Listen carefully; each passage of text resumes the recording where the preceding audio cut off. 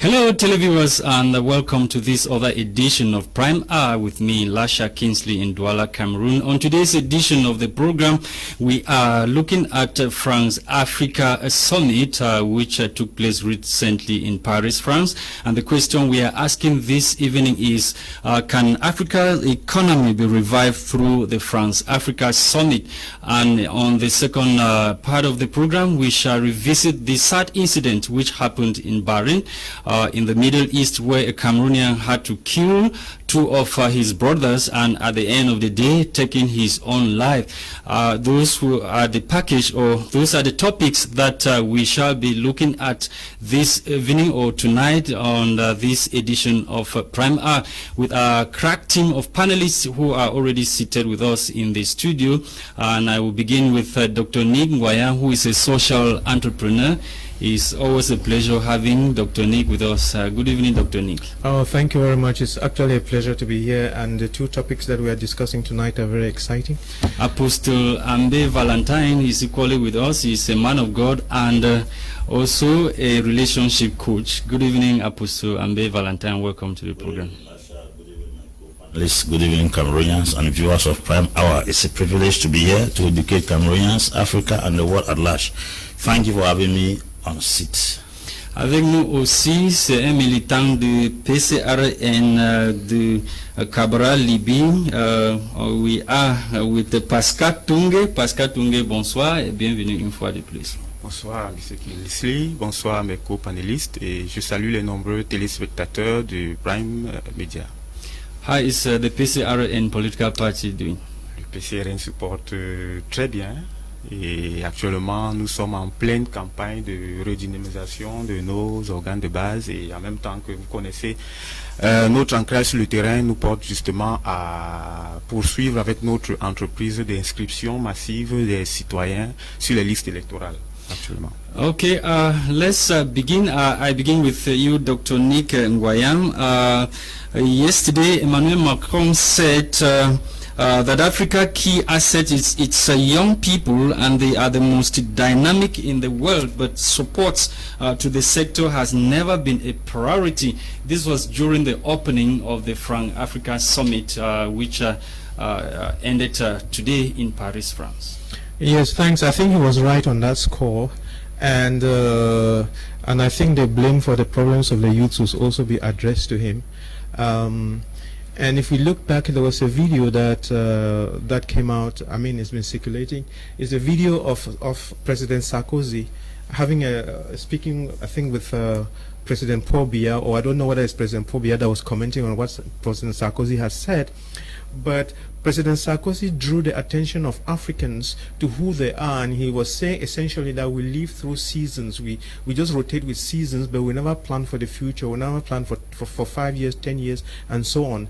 And you cannot blame the African youths today or the African governments and so on, because the people who colonize us, so to speak, you know, in 1949 or what, I can't remember those dates. Apostle AMBE, he has a better list of dates than me. But when the French came and signed those their accords with us, one of the things that they put in was that we should never ever modify our educational system until we take permission from them. And yet they knew what kind of educational system was good enough for Africans or for our children to also be emerge and be creative and useful. They hid that education for us and gave us some bullshit, which is causing us problems today. The good thing about the bullshit is that everybody is part of the shit, in the sense that when you see youth now migrating through the desert, though they are suffering, they are overcrowding France now and crowding Europe, and the people are crying. So I think it's time for us, Africans and Europeans, Americans and whoever, to sit down and really find out what the problems are and begin to solve them in a win-win manner. Because whatever they did 60 years ago was a win-loss arrangement. We have come to a point of a win-win, and if we don't do the win-win, everybody will be a loser. Apostle AMBE Valentine, how does the summit aimed at helping Africans solve their problem or overcome the turmoils they're going through? Yeah, Lasha, another definition for insanity is doing the same thing over and over and expecting a change in your life. This France African Summit did not start today.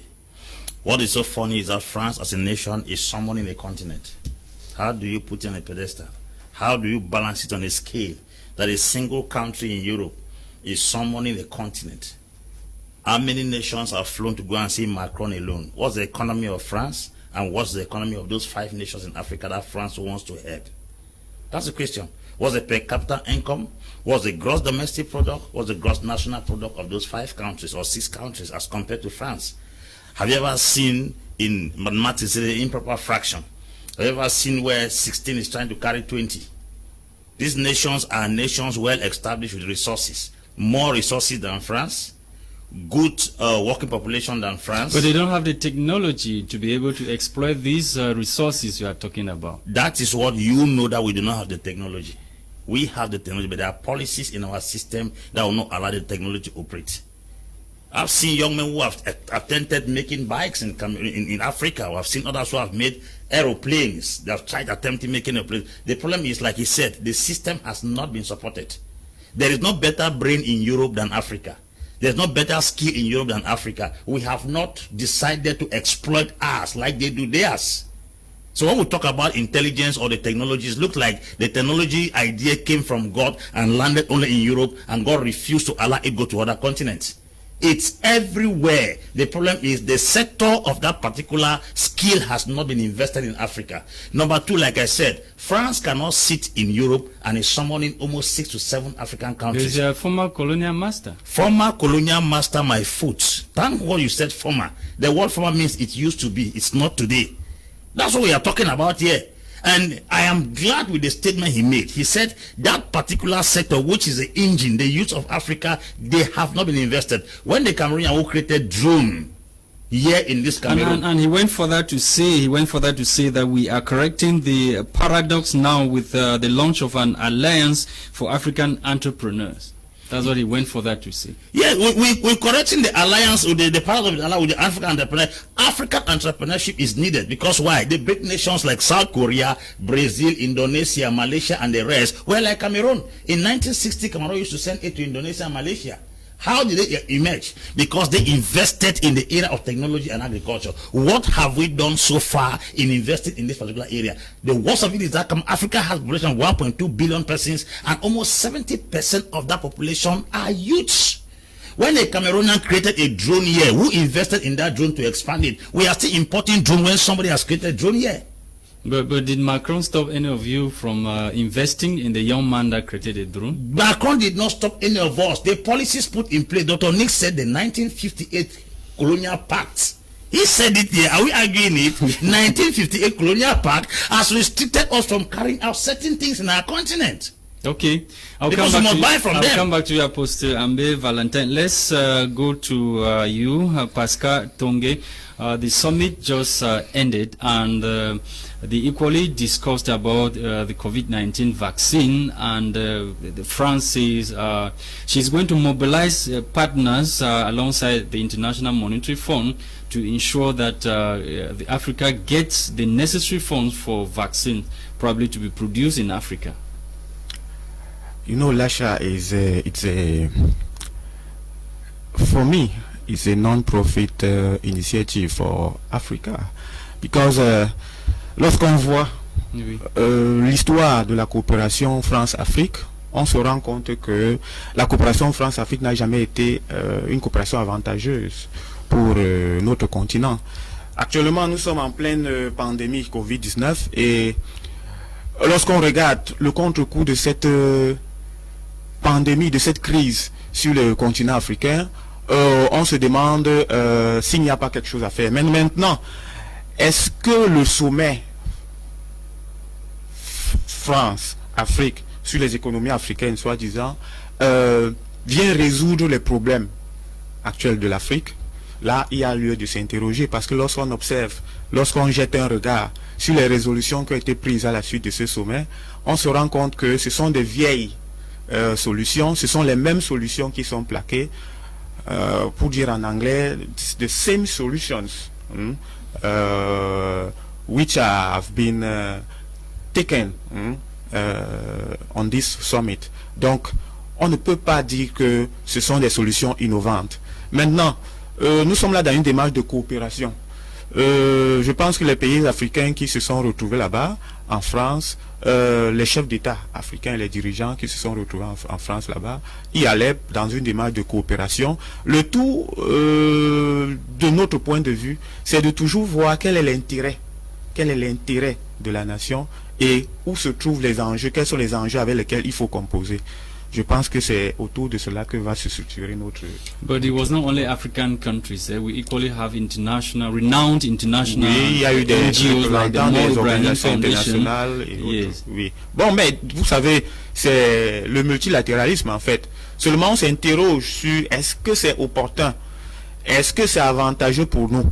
Je pense que d'emblée, je dirais non, parce qu'il s'agit là d'une énième initiative justement pour perpétuer toujours cette logique néocoloniale qui habite toujours, qui entache toujours la coopération franco-africaine. Dr. Nick, Macron said yesterday that the summit agreed to work towards getting rich nations to reallocate over 100 billion US dollars in international monetary funds for special drawing rights, monetary reserve to African states by October. How huge? Yeah, that is a huge sum of money. That's right. And, coming without strings. So it's a great thing that he puts this money at our disposal. It's a great thing. Thank you, Macron.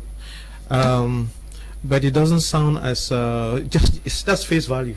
You've got to you have to be intelligent enough to know what is beyond that, and to ask yourself a couple of questions. The problem of Africa now. Watch my lips. It's very important when you have an entrepreneurial mind, you think differently. And when you go to meet Macron as a civil servant or with an employee mind, he can mess you up big time and you will not be aware. And for an entrepreneur, when you are thinking as an entrepreneur, yes, somebody is going to give you money. Great, it's nice. But you need to step back again and ask yourself the question, what would you be doing with the money? Which is something that we have never really asked.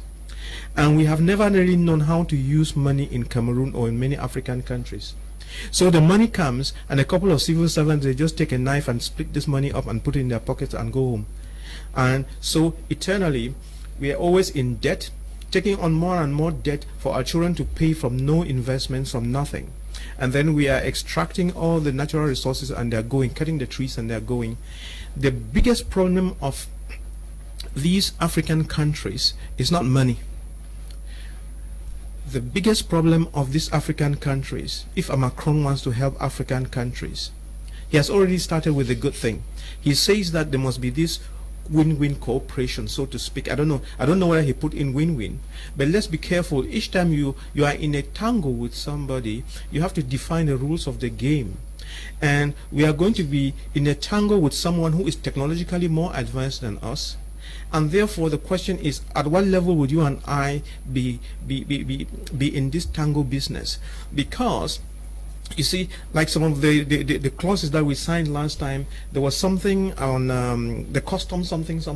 Yes, European Union, where goods have to leave That European is right. Union and enter Cameroon duty-free. That was the most stupid thing that anybody could have done. And it's still in place, very much in place. And they nailed Cameroon, and many other African countries as best as they could. You open up your borders to someone who is technologically far advanced than you are. He dumps all his stuff on your market, and yet you are unable to produce a banana and take to his market, and you think that you are trading. It's not fair trade. So it's one of those things that we've got to be very careful about.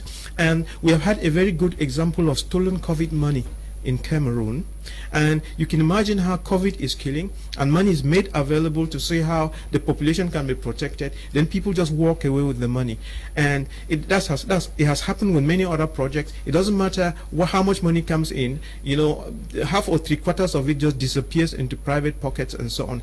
And therefore, our problems in Africa now is not really the money. Our problems in Africa is to step back a little bit and then get ourselves to speed, you know, put people in place who are responsible, who know what it takes to move a country from A to B, and put them in place. We need to put in place what do we call that despot thing again, Reverend AMBE?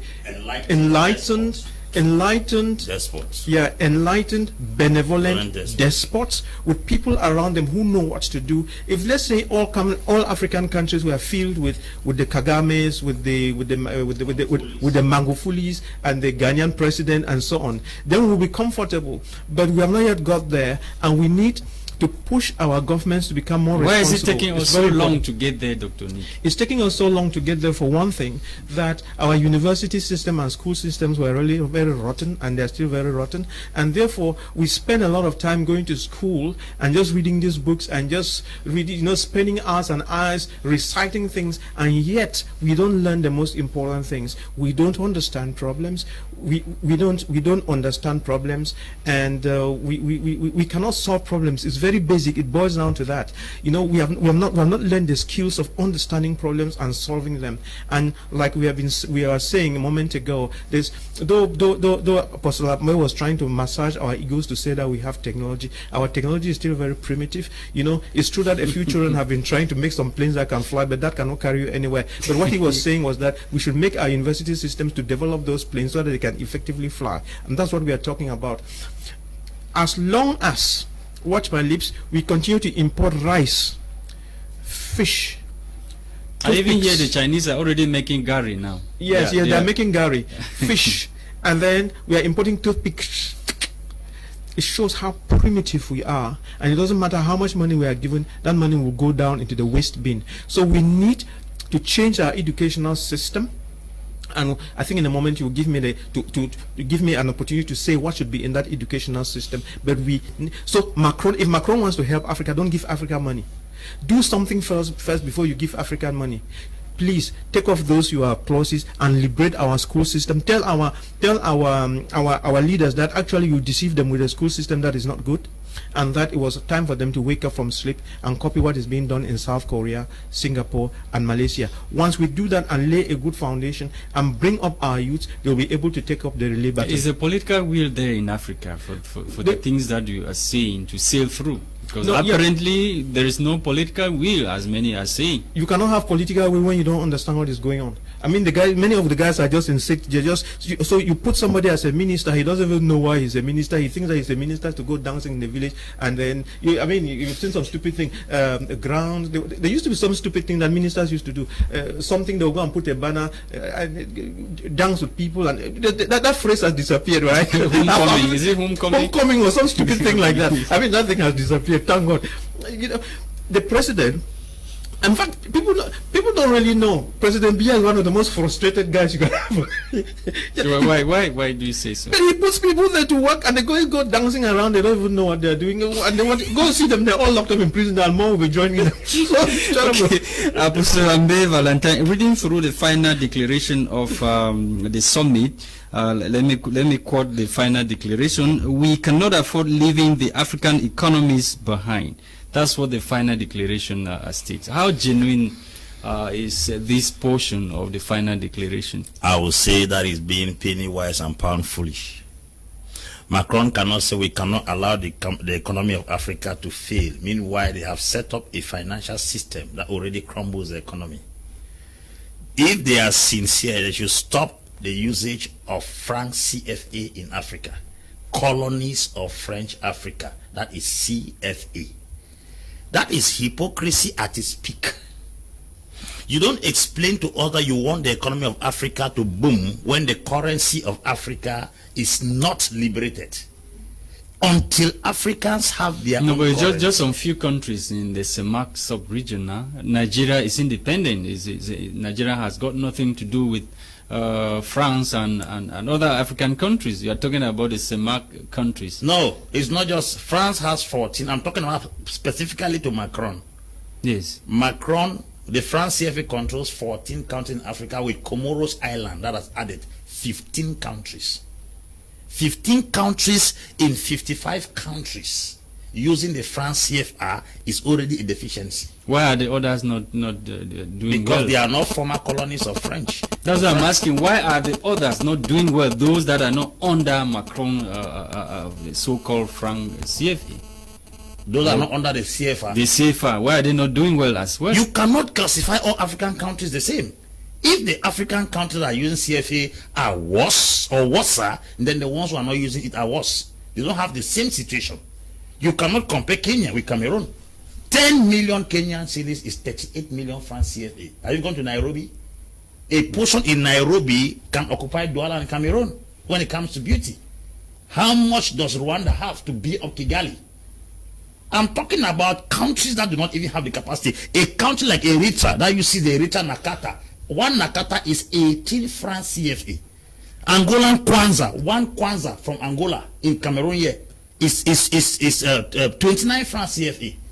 You go, Kenya has shillings. One Kenyan shilling is 6 francs CFA. Egyptian pound, one Egyptian is 35 francs CFA. Which country are you going to, when you talk about economic system, a country that does not have rule over its own money, that country is going nowhere.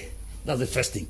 No matter how we try to bring technology, we bring agriculture, we bring science and this, once the exchange of those products in the market do not have a good back financial zone, it's wastage. If you produce a phone in Cameroon for 2,000 francs, you want to sell it in a place like Kenya, the price will drop. That is because of the exchange. That is exactly what happened to America and China before the COVID-19 breakout. So when we are talking about money, whether we develop technology as Dr. Nick is talking, or we develop agriculture, or we start planting rice, if that rice is taken here and sold to a country where the exchange rate is low, we will still go on a deficit. That's the truth. But Macron said recently, I don't know if it is last year, that African countries or the CEMAC countries that are using the France CFA, they are free to make their decision whether leaving or staying. Well, you must understand diplomacy. You must, recently, what happened to Churchill opened the eye. We are not giving analysis based on a shallow perspective. We are giving analysis based on a detailed perspective. When Alassane Ouattara woke up and said that he has grown out of age and he has to hand power to somebody else, I told somebody that Ouattara will come back to take over power because why? The person that he's trying to hand power to is a vegetable, Amadi Gon Coulibaly, who had gone through a heart surgery. He was about to die. And then suddenly Coulibaly dies, he comes back. With all qualified, strong, able-bodied people in Cote d'Ivoire, he didn't see anybody competent enough to take over office. That's diplomacy. France will never stand publicly and say they're exploiting Africa. France does not have any well or a mine of gold, but they have the third deposit of gold, reserve of gold in the world. Where do they extract gold from? So when we are talking about France saying that they want the interests of capital, they should go to action and get the job done. So that making flamboyant statements and propagandas in the atmosphere. We know of political propaganda. People can blow discussions in the air. That same France was talking about taking care of Africa and borrowing Sudan $1.5 billion in this same summit. Sudanese president, the person in the transition, Abdullah Hamdok, is somebody who has worked in the United Nations Economic Reserve in Africa. When they kicked Omar el-Bashir, Sudan had a challenge of and Sudan's debt was cancelled during the summit. The France cancelled Sudan's. Oh, they are borrowing. They are borrowing Sudan another money. Oh, go and check the report. Sudan had been borrowed $1.5 billion in the course of the summit. Should we die as debtors? That's the problem I'm asking. But which nation did Magufuli borrow money from to advance Tanzania? You should blame your own people. That's what I'm talking. That's where the problem is coming from. Blame your people. So we are talking. I'm saying that if Macron is making a statement that you should not allow the economy of Africa to dwindle, then let them take practical steps to make sure it is not going down. Because the machineries put in place and the structures that are set up cannot even allow some African president to breathe. Okay, Apostle Ambe, I'll be coming back to you. I keep talking about COVID-19, and Macron equally said during the meeting that he sets out to vaccinate over 40% of the African population. Oui, mais Lasha, vous savez, le problème avec la question de la vaccination, surtout en ces temps de Covid, réside justement dans l'origine de ces vaccins. Lorsqu'on examine les débats, on voit que, on se souvient que le président Tshisekedi, président en exercice de l'Union africaine et président de la RDC, a dit qu'en réalité le problème vient de la provenance de ces vaccins. On ne sait pas exactement si ces vaccins sont de bonne qualité ou pas. Et puis, le problème aussi vient du fait que ces vaccins sont fabriqués à l'extérieur. Et pourquoi ne pas trouver des voies et moyens pour pouvoir les produire en Afrique? Je pense que dans le logos, on va dire ça comme ça, dans le discours du président Macron, c'était que justement, il fallait justement que cette initiative soit explorée et qu'il faille que les vaccins soient produits aussi en Afrique. Et c'est d'ailleurs ce qui, selon lui, expliquait ce financement de 650 milliards qu'il fallait débloquer du côté du FMI. Je pense que ce sont des arguments qui, pour la France, pour le président François, ont peut-être un sens, mais pour nous, Africains, nous ne trouvons vraiment pas l'opportunité d'une telle initiative, parce que justement notre problème n'est pas l'argent, comme l'a dit le docteur Nick, mais c'est justement de pouvoir trouver en nous-mêmes Africains les voies et moyens pour pouvoir nous développer, pour pouvoir créer une industrie forte, pour pouvoir nous libérer d'abord de cette prison dans laquelle nous nous trouvons, c'est-à-dire le franc CFA. Il faudrait trouver un moyen alternatif de pouvoir frapper peut-être nous-mêmes notre monnaie en tenant l'exemple des pays, la plupart des pays anglophones. Prenons par exemple, lorsqu'on compare les pays anciennement colonisés par la France, à l'occurrence les 15 pays anciennement colonisés par la France en Afrique et ceux anciennement colonisés par la Grande-Bretagne, on se rend compte que le niveau de développement n'est pas le même. Bien sûr, tous les pays de tradition historique anglophone en Afrique ne sont pas développés vraiment au sens satisfaisant du terme, mais quand même le ratio à comparer avec les pays francophones et les pays anglophones, on voit qu'il y a un gap. Voilà, mais ça dénote en fait de quoi? Ça remonte, on peut imputer ça à l'histoire, c'est-à-dire au système d'administration appliqué soit par la France de son côté, soit par l'Angleterre ou la Grande-Bretagne de son côté. Je pense que la question de la vaccination ici, pour y revenir, est une question qui ne peut trouver son sens que dans une logique d'endogénéisation, c'est-à-dire les solutions endogènes doivent pouvoir être trouvées d'abord chez nous et ne doivent pas nous être imposées par l'extérieur qu'on ne contrôle pas toujours. Je pense que c'est dans cette perspective qu'il faut entrevoir ce débat. Dr. Nick, let me come back to you this time around about the production of vaccines for the African continent, and the participant, it was agreed that the African continent should be able to massively produce their own vaccine via technology transfer and lifting of barriers to intellectual property. That's what was agreed. That's right. That's right. I think. How feasible is that? Yeah, it's feasible. It's an easy thing to do. It's an easy thing to do. It's not because we are blacks that we are stupid. No. But we've had initiatives like that of the Madagascar president, even Samuel Kleda in Cameroon that has not. Those are not vaccines. Okay. We are talking about vaccines here. I mean, those are other forms of treatment, but we are talking of vaccines here, which is a preventive measure. I won't go into the details. You have to make a distinction between preventive measure by immunization and then taking of drugs either for curative reasons or just to prevent or something. Those are two different things. So whatever Bishop Kleda is doing and whatever is being done in Madagascar they are not vaccines. Those are two different things. Vaccines is very high tech stuff, but I would like to tell the nations that, you know, Cameroon, for instance, produces vaccines for animals. There is an old technology for producing vaccines, and I think some of the COVID vaccines are made like the Sino vaccine.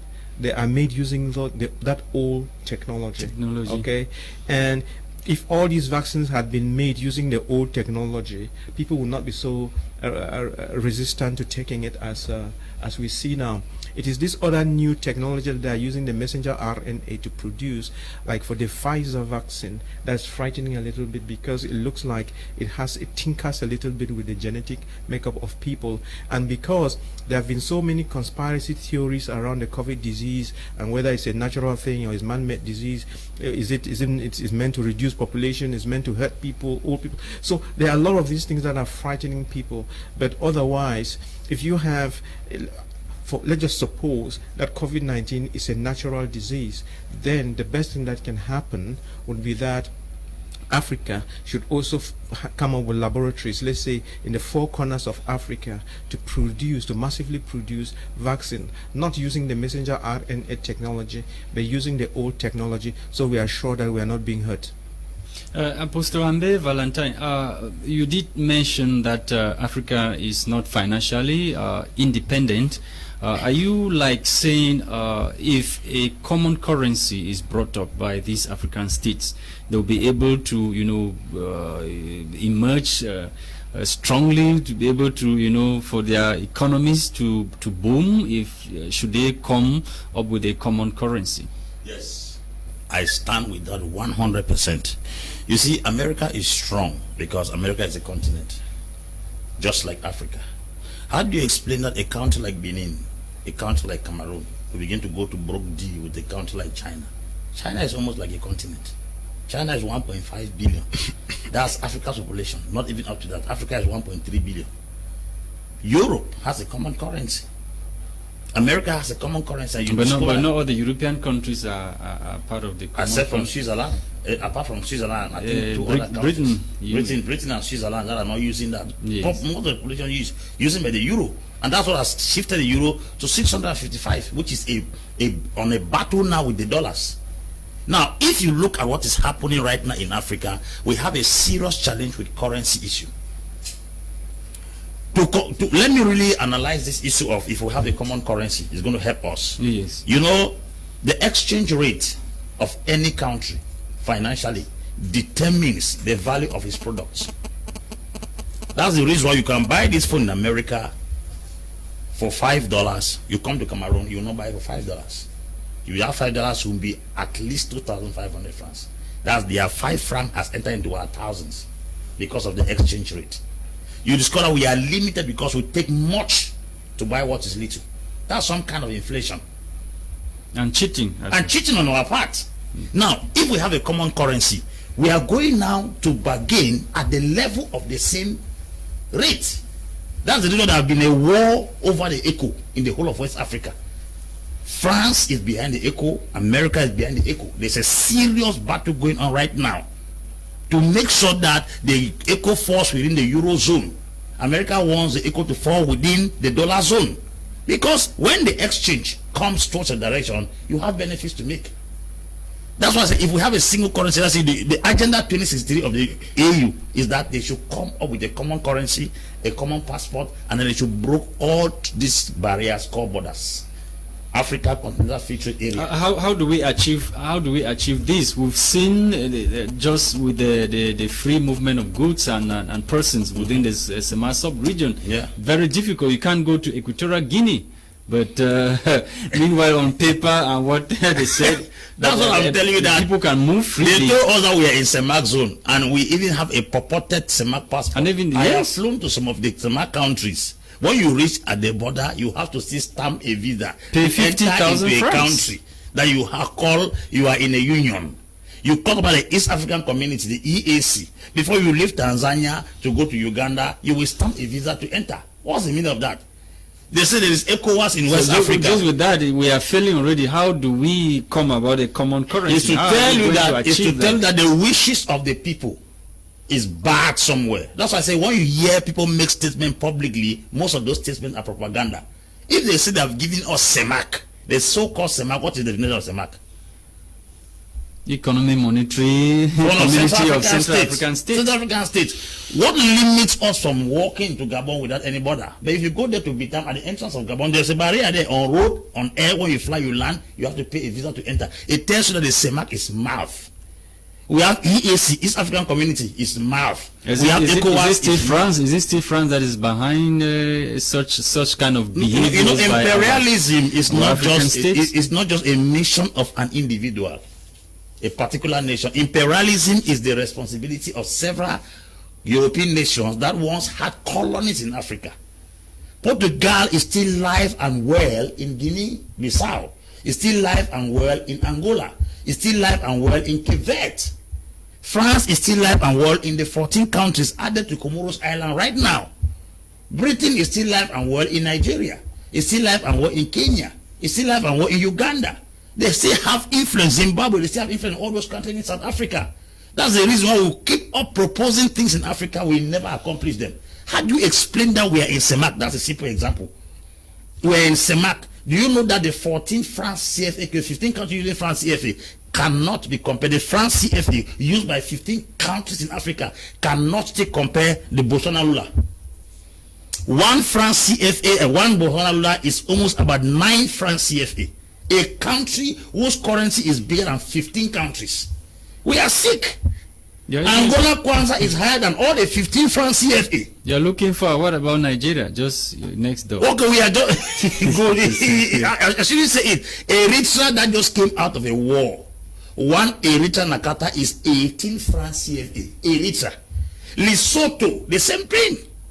So if we want to go and analyze, you discover that we who are even numerous in the France CFA bloc, our currency was supposed to be even higher than most of the countries. But single countries. Moroccan dirham is 156 francs. One Moroccan dirham, 156 francs. One Tunisian dinar is 59 francs CFA. And then talk less of Ghana cedi, which is 60 francs. So what are we talking here? When 15 countries in Africa are using the France CFA, and then he is telling us that oh God. Apostle, so how do we achieve this? I keep asking you this. Yes, how do we achieve this? It's simple. It's very, very simple to achieve this. Simple. Let us drop from our high horses, our arrogance and our pride. Europe started using euro. It's not because they stop from being nations. France is still a nation. Germany is still a nation. Poland is still a nation. Croatia is still a nation. Why are they using euro? They understood very well that if they come under a common currency, it will give them a weight in the market. So let Cameroon remain Cameroon. See, they are afraid that if they become Africa United, Cameroon president will not become president anymore. Let us remain president. Let us go now and agree. Because arrogance is that I don't want to be a governor, then somebody rules me. We don't want United Africa anymore. Let's have a united currency. You must agree with me that when you see somebody dancing, there's somebody playing a drum somewhere. Very certain. There's a person playing the drum in this case. How do you explain that West Africa comes out with an initiative of ECO? There are 8 former French colonies in West Africa. That is with Guinea-Bissau, 9, because Guinea-Bissau was colonized by the Portuguese under Amilcar Cabral. And then you have now 5 other countries. That is Sierra Leone, Gambia, Nigeria, Ghana. They won ECO since 2003. Then France comes from nowhere through Alassane Ouattara under WAEMU, West African Economic and Monetary Union, to declare ECO a Eurozone currency when the other countries have not given their consent. Is to tell you that when you see a bird dancing by the roadside, there is somebody playing the drum in the bush. I've given you who's playing the drum. Is France. I've given you who's playing the drum in the parable. Okay. I've given you the this message probably is for you. There is a good evening, Lasha and panelists in the studio. Africa's economy can only be revived when we change our mentalities, educational system and good laws so as to ensure a convenient economy for a better future. That's Mutale Ferdinand writing from Yaoundé, Dr. Nick. Yes, Mutale, you are right. What should we do? Like I was saying, you see, I'm a medical doctor and I'm a surgeon, but I had to leave my medical books and so on and read economics and understand what it means.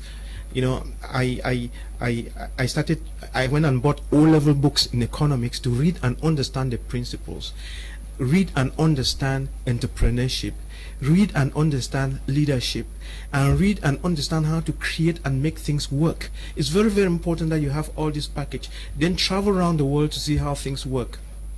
Read the right books, watch the right YouTubes, and all of us in Cameroon must do this. You know, if you just sit with your little thing that you went and read in the university and think that you're going to succeed with it, you're not going to go very far. No, you're not. And to tell you that the kind of education, again, that we've been having in Cameroon and most African countries is not the right education that gets us to where we have to be. Therefore, I'm just saying that all of us, including our ministers and our president, our prime ministers, our generals, our governors, and everybody, we have to understand what others understand in developed countries. We are very far off track, and once we once we understand that, then we'll craft our educational system to be able to support our youths, to be able, so that by the time they're getting mature, they have this thing flowing through their veins. And it is the youths of this country who have been tweaked like that that are going to save the nation. But the current understanding in the nation now cannot save this nation. We need what I usually call cross-pollination, cross-fertilization, but borrow the mentalities of people in Singapore, in South Korea, in Malaysia, and bring that here and strive with our own mindset, and then work differently, have a different political system. Then we will survive. If we continue with what we are doing, even if we are given 100 years, we will still die. 100 years will still die. We'll Dr. die. Nick, Because sorry, yeah. Why do you die? Listen, all this what I've been saying, there is this thing called DIY. Do it yourself. It's a principle. Africa must get to the point where she does it herself.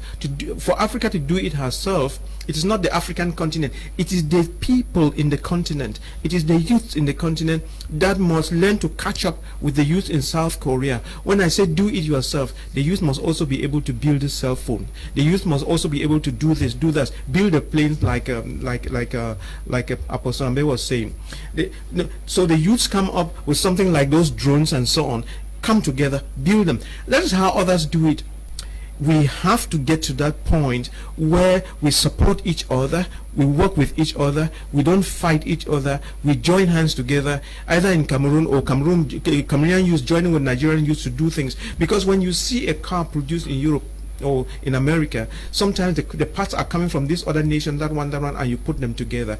That is what globalization is all about, and we must rise to the point where we can jointly do that. But if we are still at this our primitive level, with primitive mindset, egos, and empty pride, studying the wrong things and so on, not being able to collaborate with others, we will die.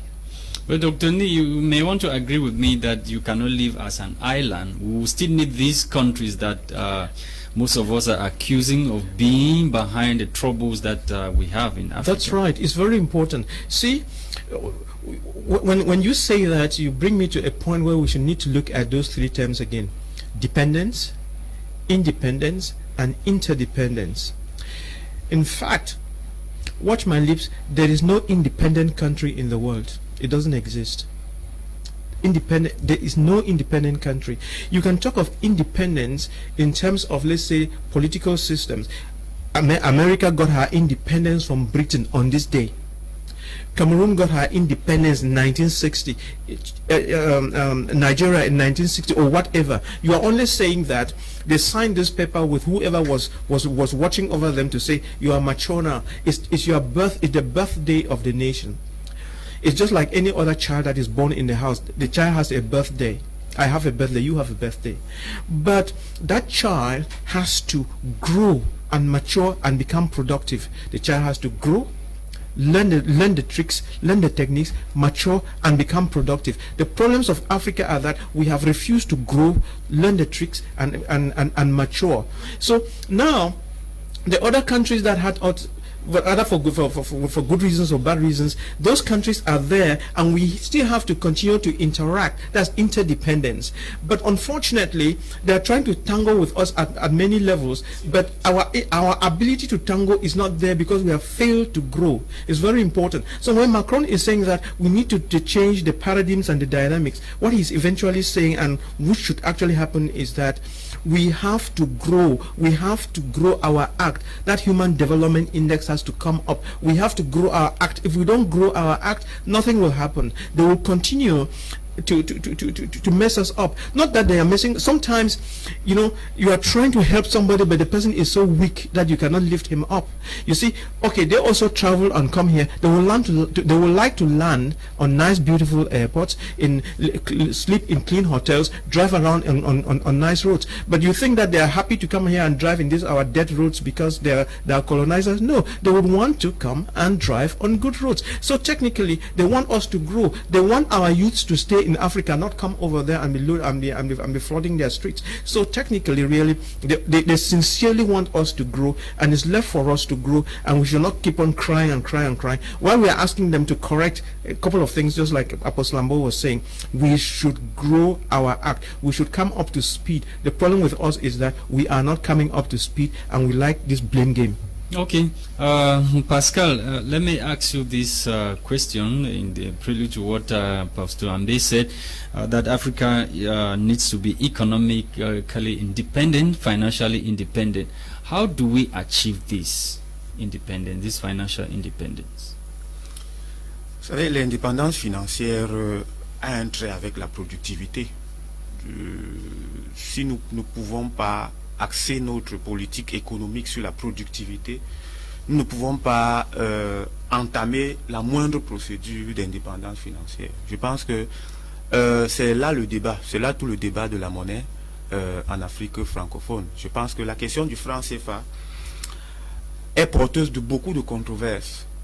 D'aucuns disent que, ou alors observent que le franc CFA est une monnaie qui est soutenable, parce que quand même nous avons 15 pays, les pays de la CEDEAO, les pays de la CEMAC, qui utilisent une même monnaie, donc ils peuvent créer une économie intégrée, les uns dans le cadre de la CEDEAO, les autres dans le cadre de la CEMAC, et que c'est une monnaie qui a une parité fixe avec l'euro, donc elle peut être soutenable. Seulement le problème se situe, et c'est là le problème d'autres observateurs qui trouvent que justement au niveau de la balance de paiement, ça ne nous avantage pas. Je pense que se libérer du franc CFA ou de cette monnaie franc CFA qui ne nous avantage pas à l'observation, à l'évidence, tout cela ressort, comment dire, dépend d'abord de nous-mêmes.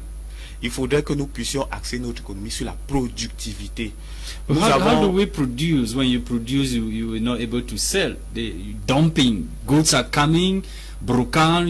People go to Europe, they load containers with mattresses that children have urinated upon, oui, and all those kind of stuff they bring in, and what we produce here we cannot sell because of those kind of stuff coming into the country. We cannot sell how? We can begin to sell in our country. At the end of the day, those companies producing, they end up not selling anything, and they have to, shut their doors. We have to develop a local how do you develop it? Because it goes back now to the political will I was talking about, that the political will is not there for some African leaders to develop their economies.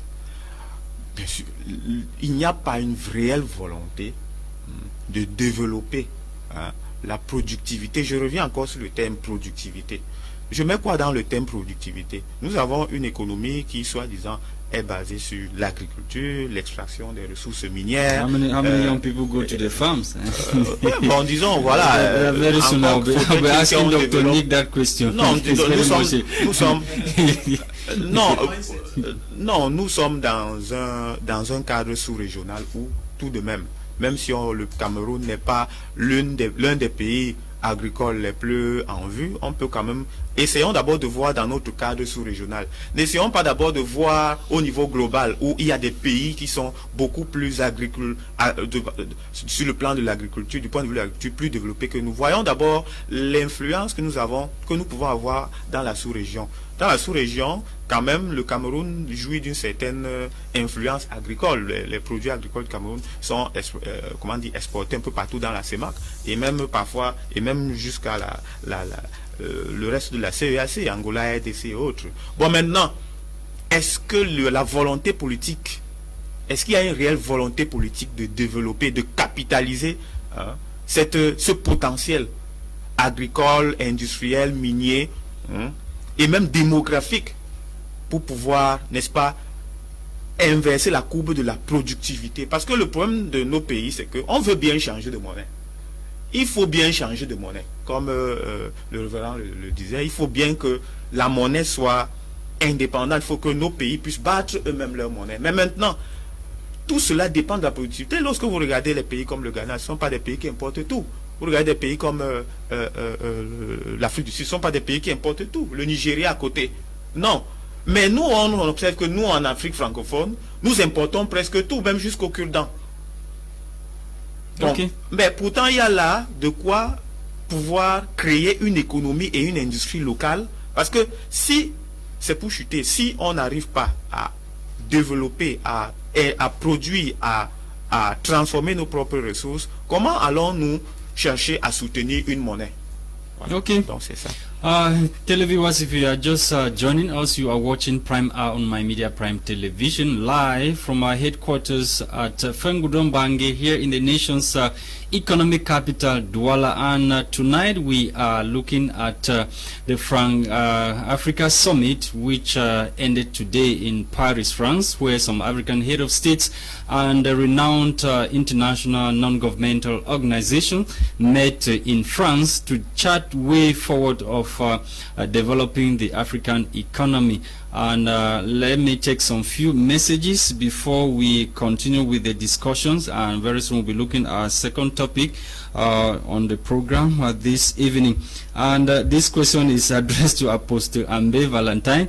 The viewer is saying congratulations to you, and he's still saying again that he wants you to be appointed minister of Pentecostal churches in Cameroon, as well as that of education, while Dr. Nick, the minister of public health. And he is still saying that he doesn't know why Apostle AMBE is not speaking the truth this evening. Are you afraid of the police? That's what the viewer is saying from Yaoundé. Are you afraid of the police this evening? What have I not said? The viewers always have something to say. Okay, let's move on to our second topic this evening. Before that, let's take a short break. We'll be right back after this.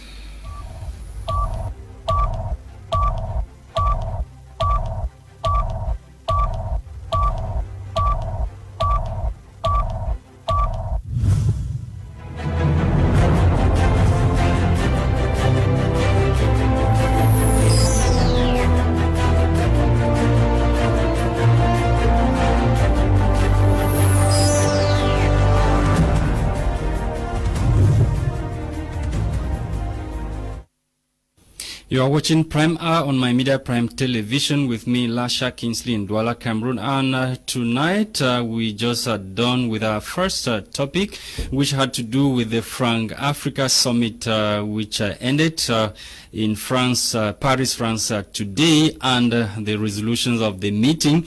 The summit has agreed to assist Africa overcome the challenges of the COVID-19 pandemic that has shrunk the Africa's economy, and also assist some of these African countries to be able to acquire vaccines and help the population to come out of the COVID-19 pandemic. We are moving to our second topic for the day, which has to do with the Cameroonian in Bahrain that who arrived a few days and had to kill two of his brothers, and at the end of the day taking his own life. The question we are asking this evening is, what is happening to these Cameroonians that have had to, or they have to be killing themselves or their brothers whenever they are out there?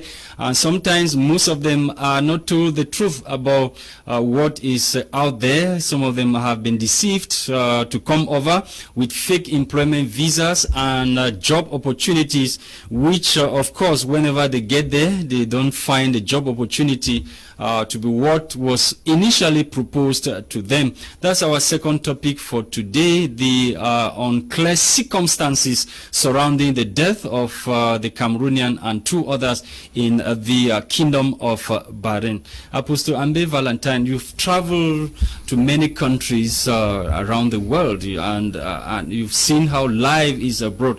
And after some time, we've had this upsurge in the number of Cameroonians that are killing themselves and their brothers out there. What is actually happening from your own reading? Lasha, is very, very sad getting this kind of bad information coming from Bahrain.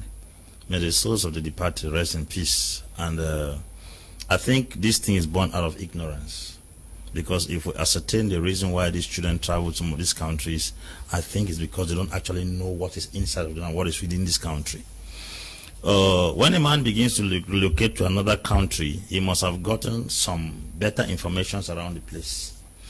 And I want to ask that the people who are transporting you people into those countries, if at all the country actually had what they needed, would they be doing the documents to transfer? Because the funny thing is that the people who are asking others to come and live in those countries. It depends solely on tourist visits and so many. Now, if we calculate, a country like Bahrain is an Arabic country that... But they have oil, eh? We shouldn't forget that. They have oil. That's what I'm saying, that they don't petroleum now. The petrol is for their citizens. Is it for you, stranger? Because Cameroonians don't go there to work as petroleum engineers. They go there as house helps, some go there as gate men, others go there as security guards. Those are the kind of minor jobs that they go there to do. But this unfortunate situation that occurred in Bahrain recently is actually a serious matter, because from the story I gathered was that the guy landed at the airport, they went there to pick him, and then later on he came back. They were supposed to sleep in a particular room, and then one person insisted that this person will not sleep in the room. And then late in the night, around 2 a.m., he woke up, took up a knife, and then pierced the other guy. Before they struggled about fighting within themselves, he pierced the other person, then he pierced himself and died. To me, I don't just want to look at it from the angle who killed who. I want to ask, what were the things that happened before the incident took place? Because if you look at it critically, something must be wrong somewhere. This guy must have thought that the heaven that they told him was going to see in Bahrain is not what actually he's seeing right now. Because most people who kill, they kill out of frustration. Now he went there thinking that he was supposed to get a comfortable place to sleep. The very first day he's reaching the place, he's not even hiding where to sleep. Space. He doesn't even have a bed space to sleep, which is very dangerous. Which means if I can be landing here, I don't have a bed space to sleep. How is my future here? That's the first thing. Secondly, the people who are also promoting this thing are the people who come with this idea of taking young men to go to that environment. We've had terrible stories of people who have traveled to Bahrain. But these people who are still traveling, have they not heard the terrible stories? That's what I'm talking. Because there was a time we spoke about children here in Jordan. We've assisted so many of them. We've gone to the airports and received those. Many of them were sent by the Cameroon government, even assisted in bringing back home. And then it's so surprising that they are still going to those places. And what could actually push a young man to kill his friends and then kill himself? That's the puzzle we are here to decipher. This is a kind of mental illness? Or? I don't want to say. Drugs could be the reason also, because when people take drugs and misbehave, it could be something spiritual also, as well as something psychiatric. But the question I'm asking this evening, Dr. Why are these youths still traveling despite the education or what is being told them by the media regarding these Middle Eastern countries? Thank you very much for asking me this question. That is the most important place where we should start. What pushes the youths to do that, to go on that trip? I mean, you are talking of youth going to Bahrain. Forget about the Bahrain. What would make a youth get up in the morning, get from Cameroon or from Nigeria or from Sudan to trek? I said trek through the Sahara Desert, then to go through Libya with all the problems that they have, then to go through the Mediterranean Sea to get to Italy or France or Spain. What is it that is pushing them? It's the same thing. It is that same thing that is getting... No, let's put it, what is pulling them? We should not only talk about pushing. What is equally pulling them? It is something is pushing them. So something is not pulling them.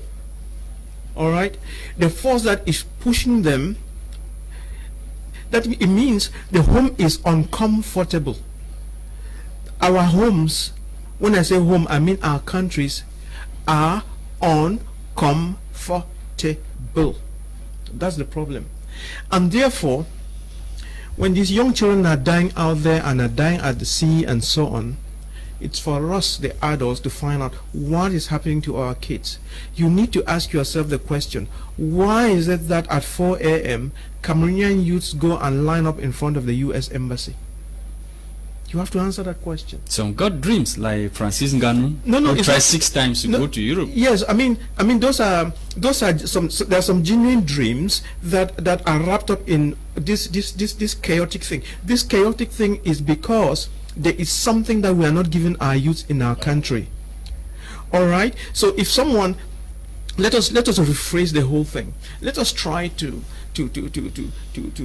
analyze the problems of this Republic of Cameroon on our fingers. If someone woke you from bed and said, what are the problems that are shaking the nation? What are the things that are harassing this nation? Well, you can mention the Anglophone problem as the problem number 1 and lay it aside. But the second most important problem is the youth unemployment, the youth problems, the lack of hope for our youth. And I'm telling the government, I'm telling everybody that if we are not careful with our youth, and we do something about it, this country will go up in flames.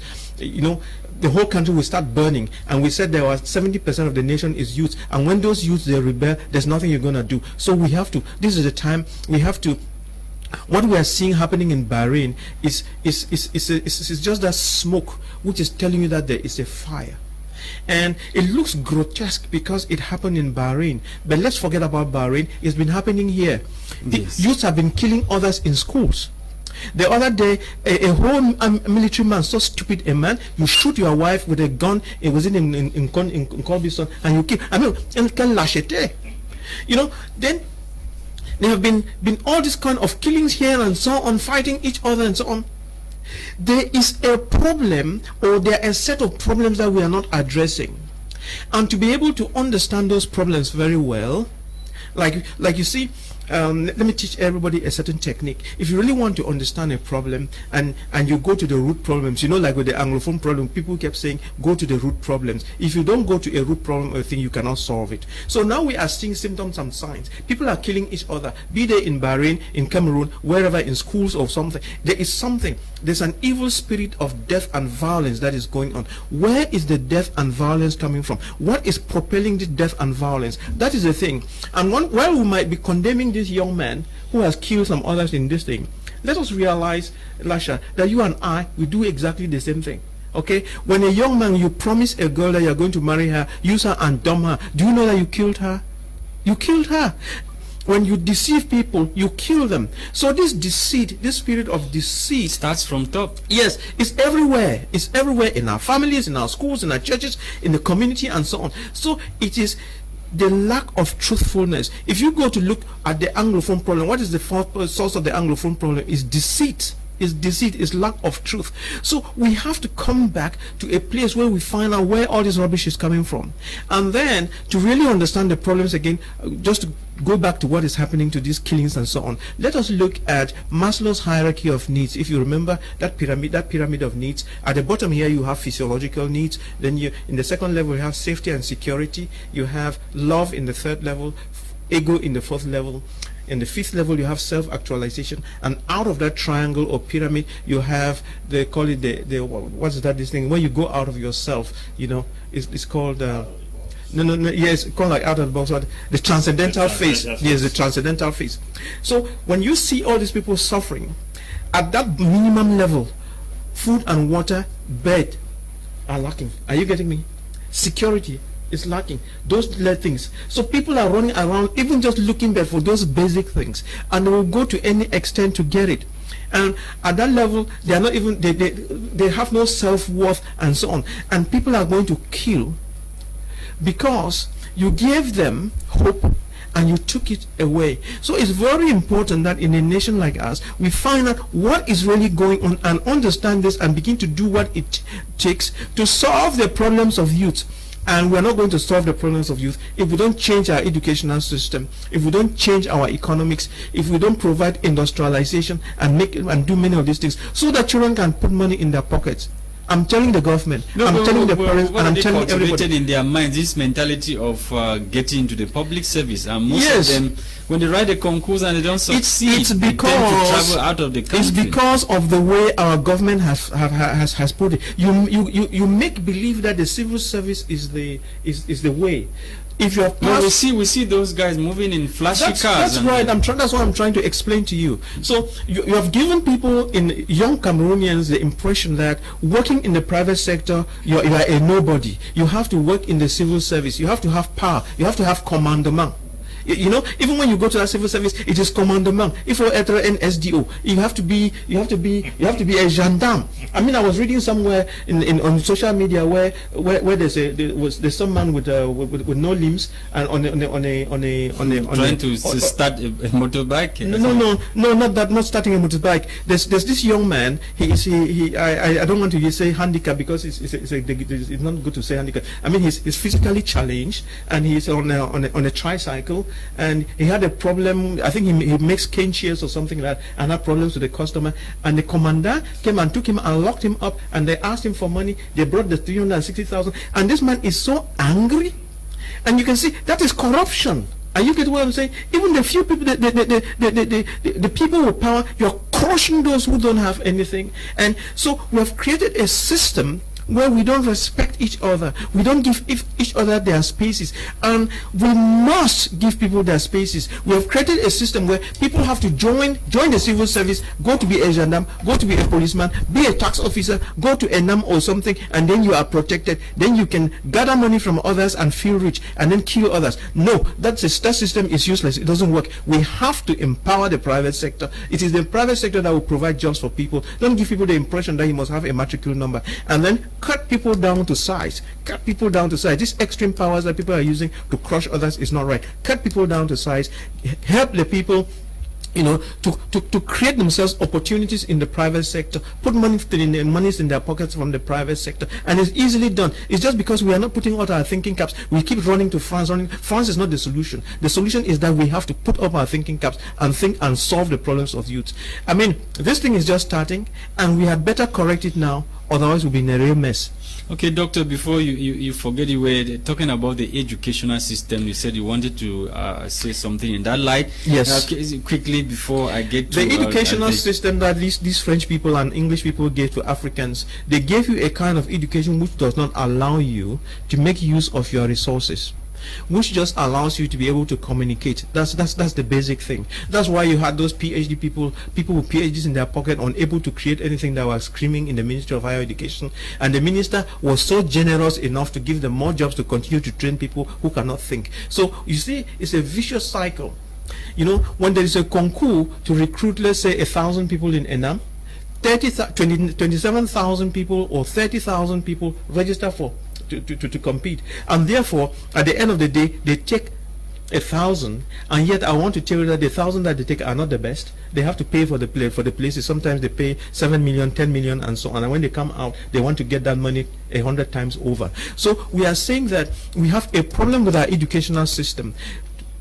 We need to change the educational system and go and ask the South Koreans how they do it, ask the Singaporeans how they do it, ask the people of Malaysia how they do it. Do exactly what the Chinese president did, the Mao Zedong, or I hope his name is right. 40 years ago, he went to their universities and converted 70% of their universities into technological universities. Those are the kind of things that we need to do. This kind of bullshit that we have here as universities is going to kill us. But Dr. Nick, what takes outside may not necessarily be the same in Cameroon. Probably our own ground terrain is different. I know you're provoking me to come out with some truth. You know, life works but on principles. Life works on principles. How do you cook fufu corn? The way you cook fufu corn, what you call fufu corn in Bamenda, is the same way you cook it in I don't know where, as long as you are cooking fufu corn. Even if you are cooking in China, it's the same thing. You cannot if you take the flour and put it in the cold water and turn it like garlic, you don't get fufu corn. So if you are going to bake bread or bake a cake, You have to bake it the right way. I remember one white man who visited a family, and the wife baked a cake, and then he gave this white man to eat. You know, like a white man comes, you think giving him cakes is the best thing. When he's interested in eating fufu, and this woman bakes a cake and gives the white man, the man, is it an? I said, one man asks, what is this? The woman says it's a cake. The man asks, is it an African cake? Why? Because the woman did not follow the principles of baking a cake. Principles are principles. Principles are principles here. They probably will change on the moon because of gravity, otherwise principles remain principles. And when we say change our educational system, I'm saying change the principles that we are studying and apply them, and we'll grow. Okay, change the principle and apply them, and we'll go. Let me come back to you, sir. In your own opinion, what is really pushing these young people to go out there? Is it for the greener pasture, or something is pushing them? Is it a pull factor or push factor that is making these young people to go out? Tout commence par un malaise à l'intérieur de l'environnement dans lequel on évolue.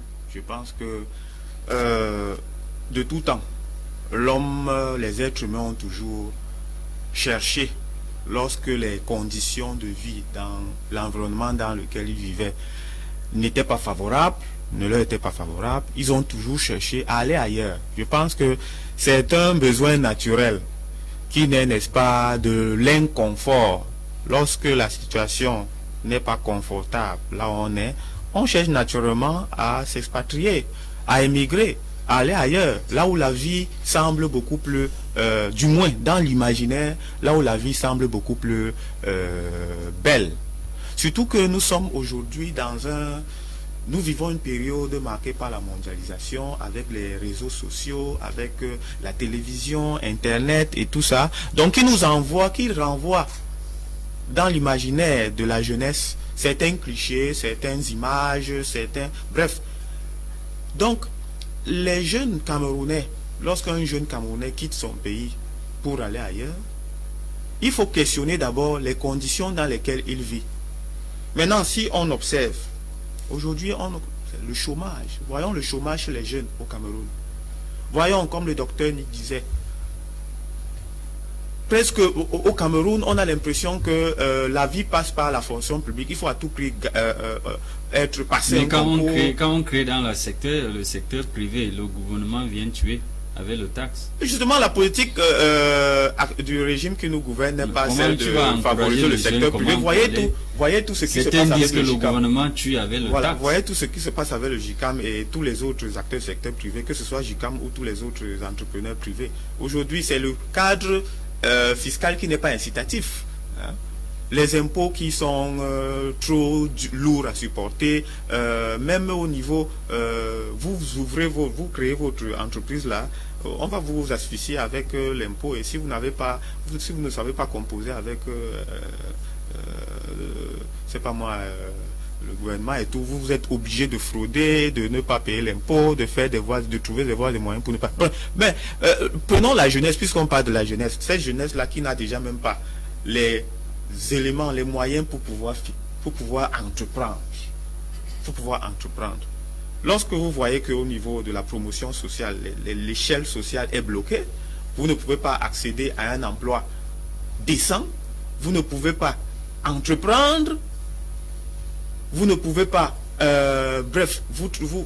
ne pouvez pas bénéficier des besoins élémentaires que la société est censée vous apporter en tant que jeune. Qu'est-ce que vous faites?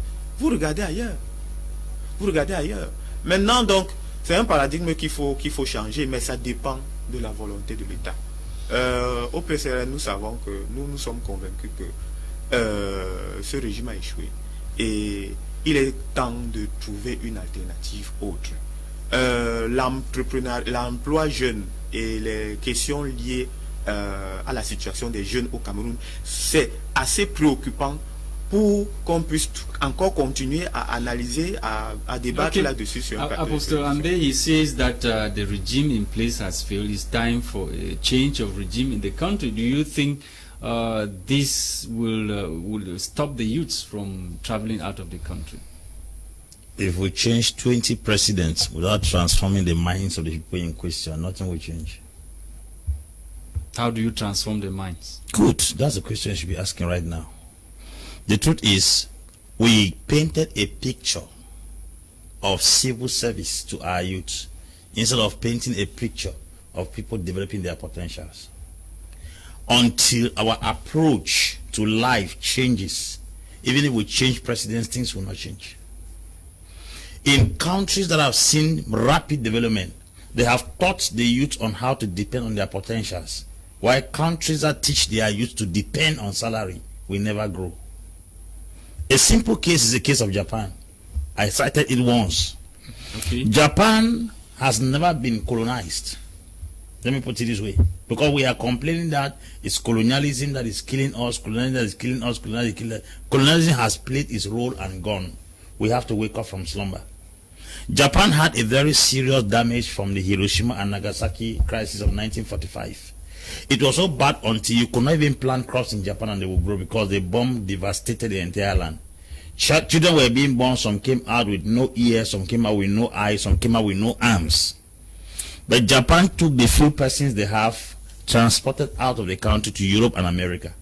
They went there and studied the technology of that place, came back, improvised on that same technology to the extent whereby Japan has become a force to reckon with in the world. I mean, Chinese are going to Japan. They are going there to study technology. Why? Japan was not like that. It's because they went out. Japan made the population to see the ability in people. Two things that take people out of the country. When you hear that you are teaching English in China, they are paying you 600,000, and you are teaching 7 subjects in primary school here, they are paying you 130,000. You will take that teaching and prefer to go and teach in China. That's the problem. The salary condition of our country is one of the reasons why most of our young men do not find it comfortable to stay here anymore. In Cote d'Ivoire, they pay a primary school teacher 320,000. A secondary school teacher 510,000. In Cameroon, they pay primary school teacher 135,000. A secondary school teacher 280,000. So why will Cameroonians shift from Douala to Abidjan to go and teach there? Because the salary is different. That is because we initially trained the people to count on salary. A man who is financially independent, like some of us, who went to school but refused to ever look for matricle number, we are not going to be carried to run to another nation in the world because we are looking for salary. We have learned to look within us and bring out the potential, which is what is paying us now independently. Now you are a farmer, you have a very large of course, plantation in yes, the central region. Of course. Why? That is because I came to understand that the thing that is inside you is greater than any salary. As a matter of fact, salary is a weapon of modern day slavery.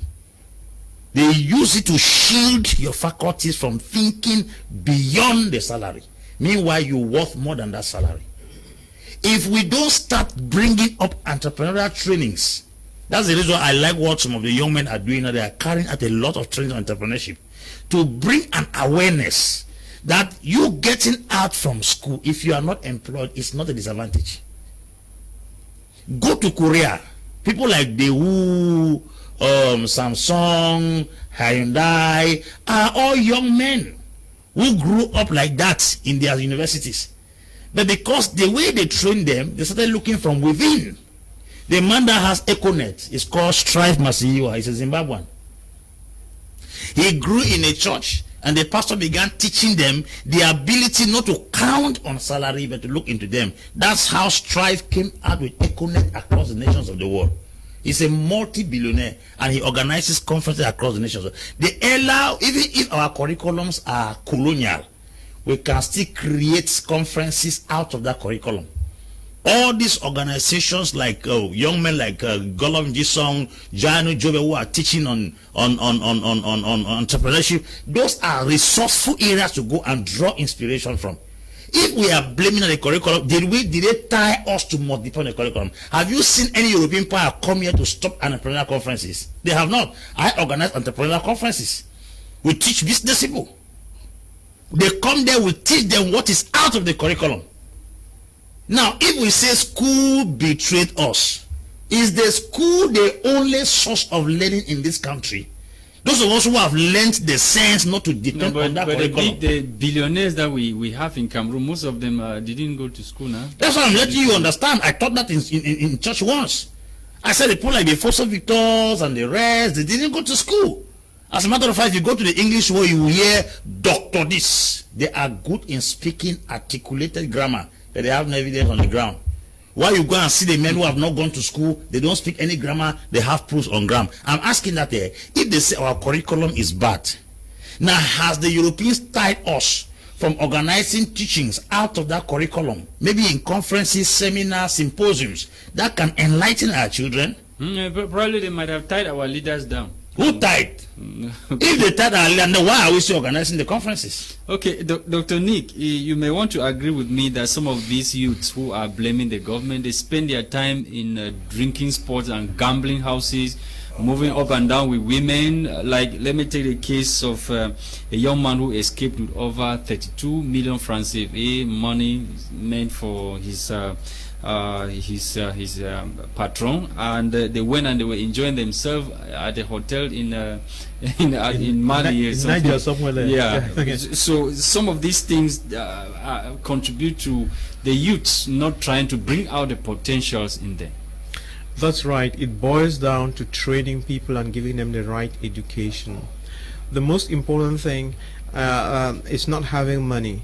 You would have noticed that people who win the national lottery, they don't have anything to show after a while, because they have not trained themselves to be able to use that money. And I would like to say that money is like groundnut. You need to know how to sow the money so that it grows and gives you more groundnuts. But if you start eating your groundnut seeds, you're not going to get very far. And money is sweet, you know, and when you keep thinking that it will keep coming, especially if you are stealing it, sooner or later it will get finished. We have a lot of rich civil servants who just steal the money. They might call themselves rich, but that's not riches. You are rich when you actually generate it yourself, and you have the skills to generate it, you know. You are rich when everything else that you have can be burned away by fire, but through your capacity you regenerate it. So it is that capacity that is lacking, and it's that capacity that we need to grow in our children. And it is again the way we have brought them up, expecting something for free. That mindset of expecting something for free is killing our youth, and we start poisoning them from primary school, from nursery school. For instance, let us go to a small example of handwork in schools. When I remember my children going to St. John Primary School on Funchal Street in Bamenda, and you know, they will be asked for handwork, you know, at the end of the term or something like that. And instead of bringing a broom or a bamboo chair that they made themselves, they will bring 100 francs. And then the 100 francs will be taken as handwork. That is corrupting the minds of young people. That's very high level. It doesn't look like, I'm saying it now to warn the whole nation and all those schools and so on.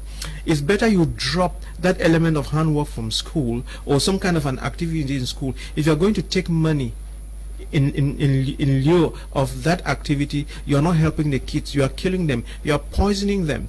And therefore we've grown to just try to give monetary value to everything. It's not everything that money can buy for you. You must grow your character. Your father might be very rich, like a Fotso, but when he sends you to school, the teachers must teach you, and you must also do your own part to learn what it takes to get what you have to get. But if you refuse to get trained, there's no way your father is going to buy knowledge, open your skull and pour and fill in like a petrol tank. It doesn't work like that. So, and what we have to realize that it is lack of discipline. Lack of discipline. May his soul rest in peace. Most of these youths that are going to gambling houses and drinking spots are graduates. Yeah, your graduates mean nothing. Graduates mean, forget about that thing called graduate. It's not even frustration. Let me go. May his soul rest in peace, like the Muslims usually say.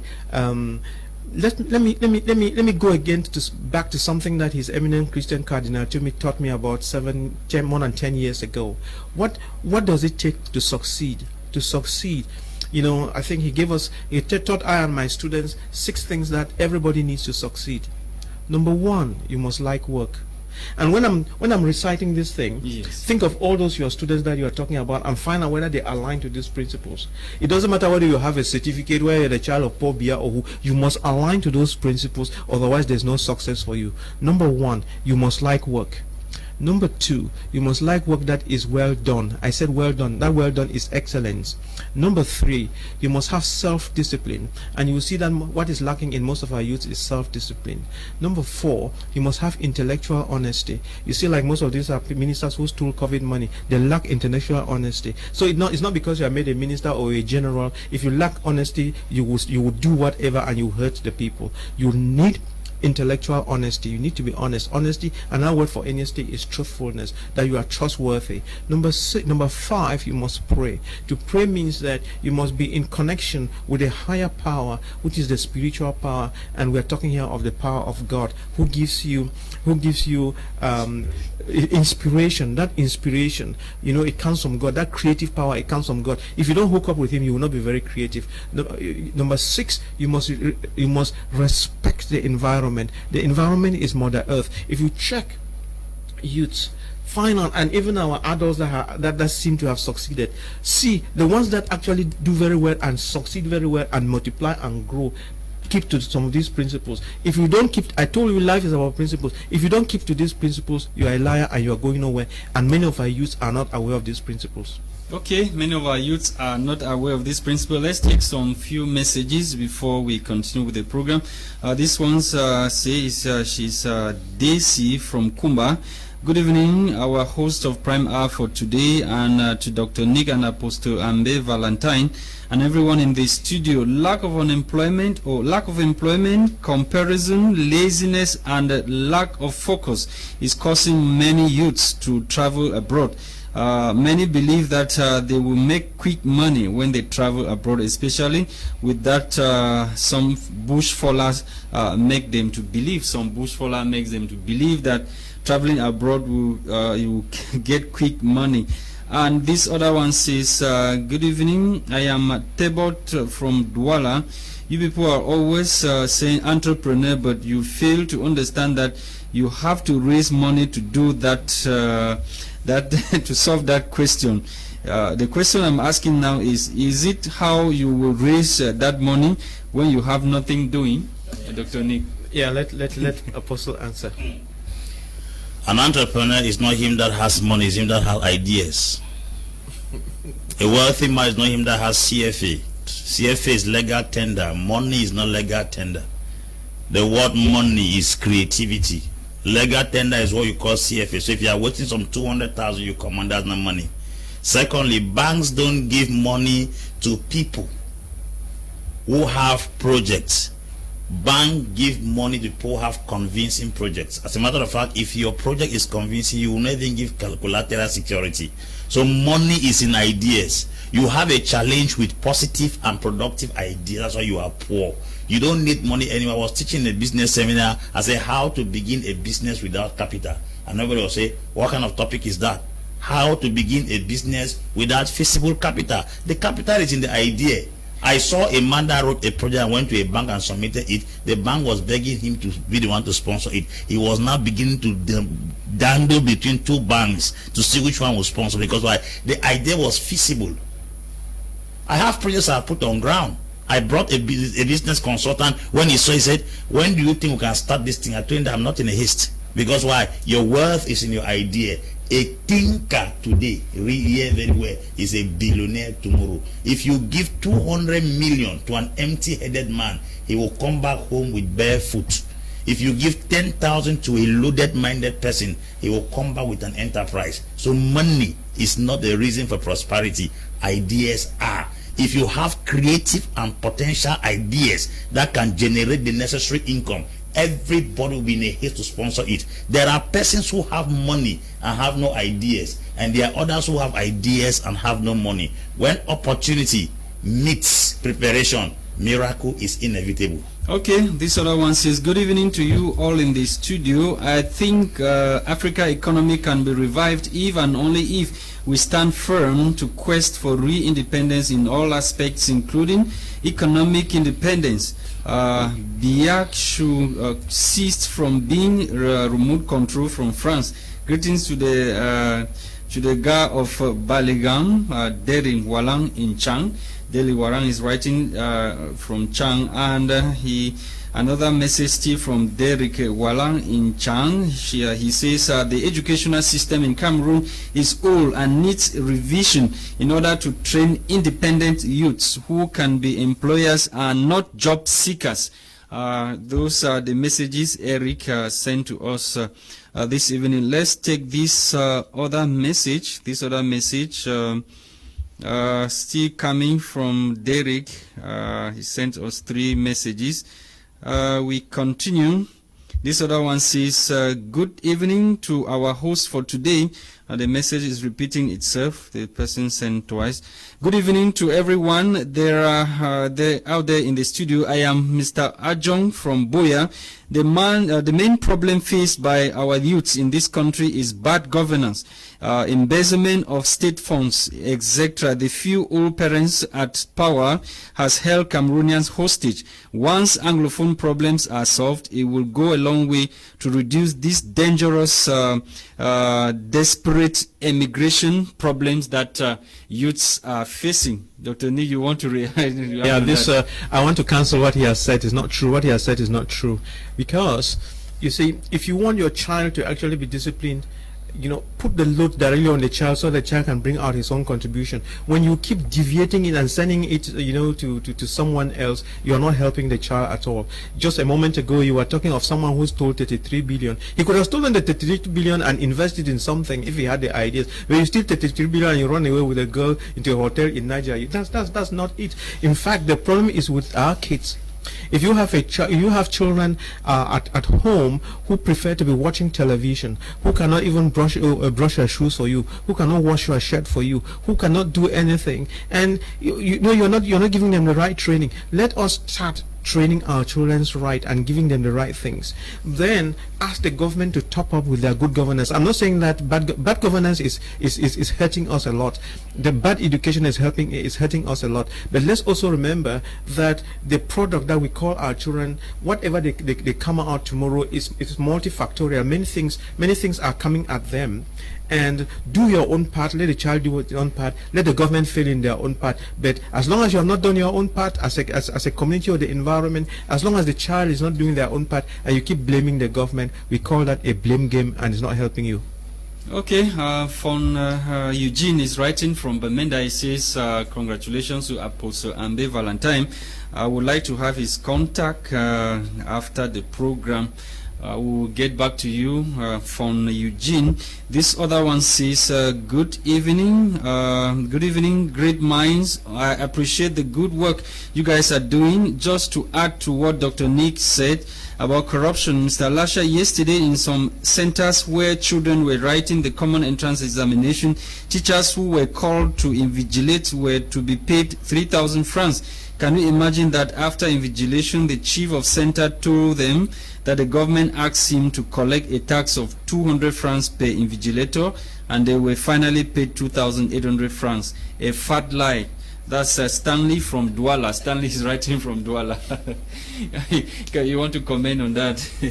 No, I didn't. Yeah, talking about common entrance, concours d'entrée and sixième.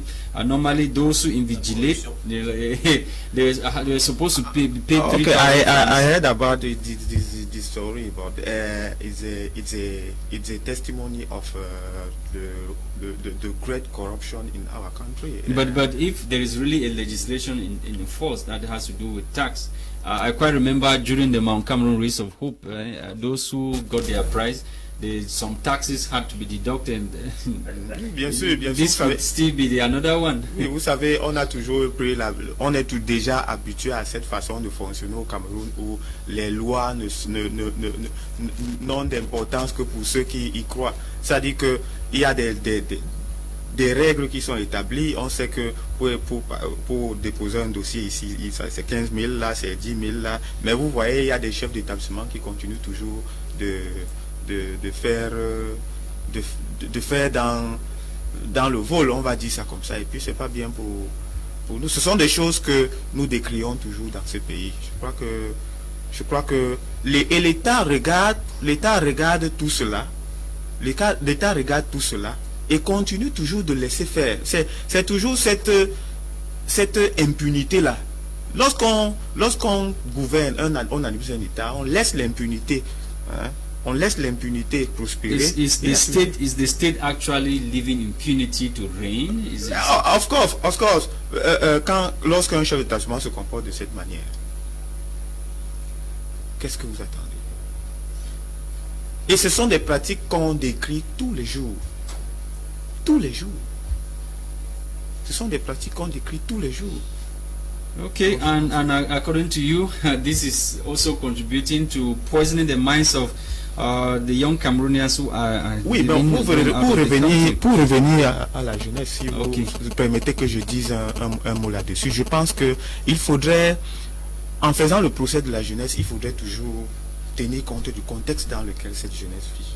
Je pense que en tant que jeune, et en tant que jeune qui réfléchit sur le sens et la direction dans laquelle sa société se dirige, il faut aussi analyser les choses selon leur contexte. Je ne suis pas le défenseur des jeunes qui sont dans les salles de poker, les bars, les boîtes de nuit et autres, mais il faut aussi voir que at the same time, it is law. The parliament passed the law for these gambling houses. So, oui, bien sûr. Et puis, bien sûr. Et puis, il n'y a pas que les jeunes qui y entrent. Ce sont des lieux, ce sont des gens qui payent un certain impôt. Ce sont des entrepreneurs, on va dire ça comme ça. Hein. Il y en a même des jeunes qui sont propriétaires de ce genre de business. Et vous voyez, on a beau le discours du développement personnel c'est important, mais je crois que le développement personnel est lui d'un certain nombre de faits. Il y a des choses qu'on ne voit pas. On ne voit pas que, par exemple, un certain Samuel Eto'o qui s'est entraîné, qui a commencé, qui est devenu footballeur, le plus grand footballeur africain. On sait combien de personnes ont commencé comme Samuel Eto'o et combien ont fini comme lui. Et ils sont combien de Samuel Eto'o dans le monde? On peut prendre le même exemple pour les entrepreneurs, les grands entrepreneurs, par exemple, non? Tous ces but the issue is that most of these youths that we are blaming them for not working hard.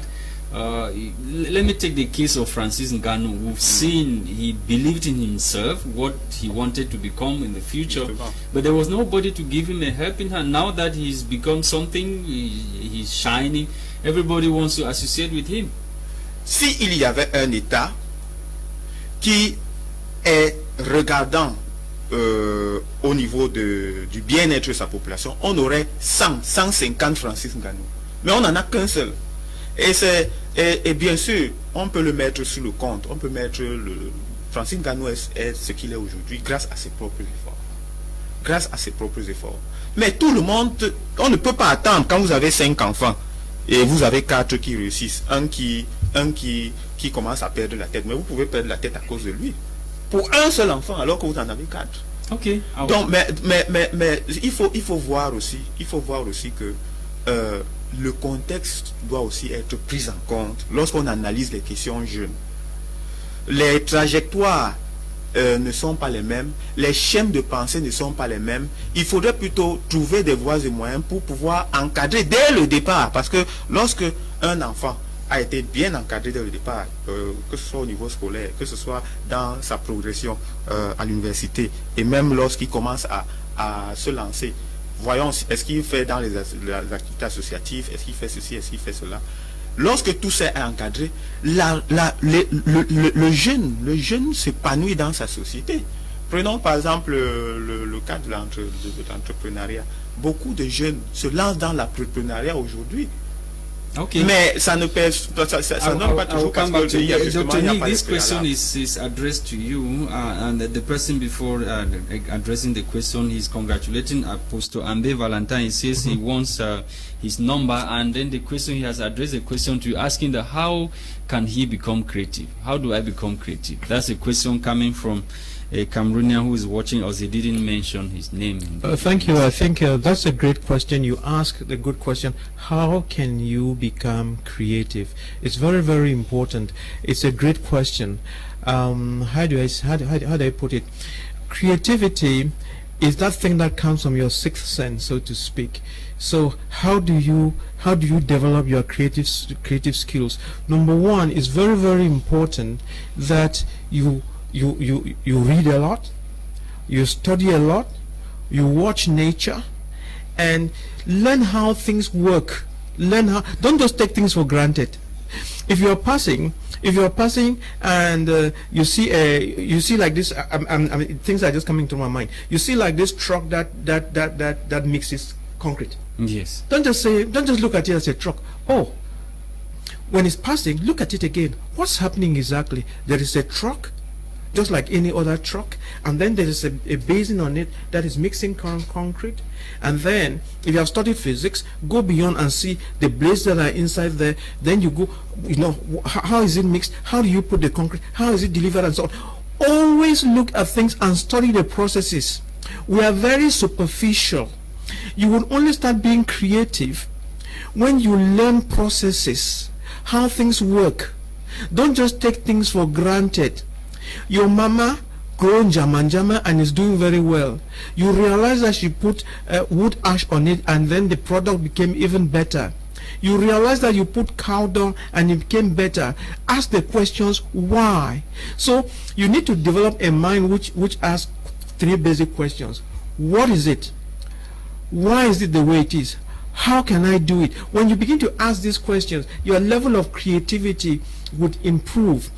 What I'm saying is, be curious. Curiosity means you look at things and you take them apart and you put them together again. Once you learn this technique, your mind will begin to function, and before you know it, you become very creative. And what is being creative? You probably will not come out with something great that has never existed. That's not the issue. When you become very creative, your mind begins to tweak things around. You will say that Mr. Lasha, in building his house, this is what he did. And then through your creativity, you say, I will build a house and I'm going to turn it to face the sun in that direction. I want more light to come into the house. But you tweak what Lasha did and then bring in something new, and you have a new product. So creativity is something that is born out of a curious mind, a mind that learns, a mind that doesn't take things for granted. How can you be creative in a polluted environment? There's nothing like a polluted environment. A polluted environment gives you an opportunity to become even more creative. In fact, you can be more creative in Africa than in America. Okay, you can be more creative in Africa than in America. Let me take some few messages before I come back to you. Good evening to all of you in the studio. Powerful minds in the studio. I am Claude Atangana, writing from Yaoundé. I think our key limitations ranges from poor home upbringing by parents and poorly tailored educational system. Children are not trained by parents to be purpose-driven. They grew up without a passion to fulfill their dreams, but to make a living by any means. And secondly, our educational system teaches us to be job seekers than job creators, thus enabling young people to remain dependent on the government. And finally, he says, the government policies on restriction on new companies have discouraged many youths who with great ideas to dare a startup company in the country. For example, like myself, that's what he's saying. The person at Tangana is saying from Yaoundé that yes. These are some of the reasons government acting like barriers for people to set up companies. That's true. I spoke about bad government policies put in place that hinders people's creativity, because as a matter of fact, creativity is knowing the next use of what is already used. That's creativity. Knowing a new use of something they're already using. For instance, we harvest plantains and we eat it. That's already the use we have. Somebody comes and then produce flour out of that plantain. That's the next use of what we're already using. So every raw material you need is already available. Then when you come to create another use for what has already been used, that's what we call creativity. It's as simple as ABC. Somebody made me and said they have found 300 other products out of cassava. To us, cassava is gari, cassava is otafufu, cassava is bobolo, cassava is moyondo. But somebody says bringing out ethanol from cassava. Somebody says bringing out baking flour from cassava. That's bringing out a new use of what has already been used. Now, government policies hinder the progression of young men in many ways. Number one, you find it difficult to establish an enterprise in Cameroon at a very high range. Before you will pass from one office to another, they will suffocate the little capital you have in your hand to create that company. Because but Dr. Nick often talk of cutting your coat according to your size. Now you can have a company producing 1,000 pieces of slippers in a day. You set up your company that will produce maybe 10. That is what we're talking about. The policies put in place is what even hinders the operation of these companies. Taxes. We live in Cameroon. The value added tax is 19.25. Which is even lower than what we have in other countries. In Germany, it's over 40% now. That is a difference in the currency and the standard of living there. Those are two different things. Nigeria here, the tax is 5%. Why do we always go and think of things that are even higher than us? If Nigeria, a country close to here, their TVA is 5%, it means every time a Nigerian makes 100,000, he pays 5,000. A Cameroonian makes 100,000, he pays 20,000. And then talk less of the fact that the Naira is even higher than the CFA. So let's be very sincere and contextualize what we are talking within the context of our society. That's the truth. Number two, most government gives stimulus to small and medium-sized enterprises. But Cameroon, at the end of a tax holiday of 1 year now, when you are starting up a they company, give you exoneration of your tax. I have a company, NICK International Business Venture. It was 2 years at first. Yes. When you open, they register the commerce, which is the license to operate. They will give you a tax exoneration of 2 years. It has been reduced to 1 year. And every month you have to go and declare nyang if at all you didn't work any work.